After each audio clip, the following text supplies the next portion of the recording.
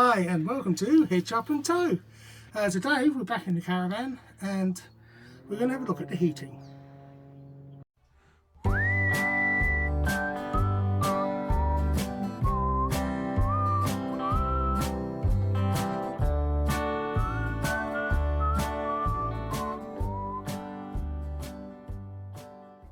As you know, we caravan all year round, and in winter of course you need your heating. Now, anyone who is familiar with the Bailey, especially the Pegasus Verona 65 we got, there is no blown air heating ducts in the front of the van.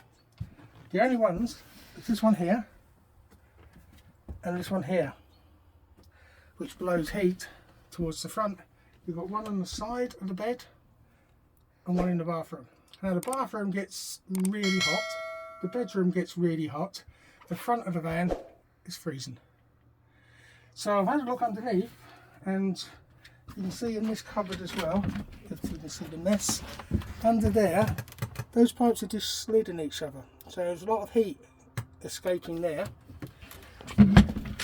And the same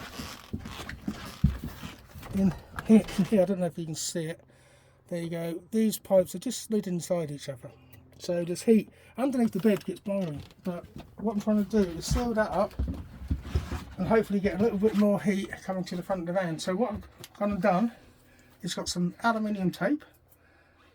I can't remember where I got it from, probably Amazon. And I'm just going to go over those joints, seal everything up, and we'll see what it looks like when I'm done. Okay. Well, there you go, there's one done. Now we'll get on to underneath the bed and get the others done. And there's the second one done. As you can see, I've actually gone round where it connects to the vent as well. Hopefully that will help come winter time. Just one more to do under the bed and that'll be the lot.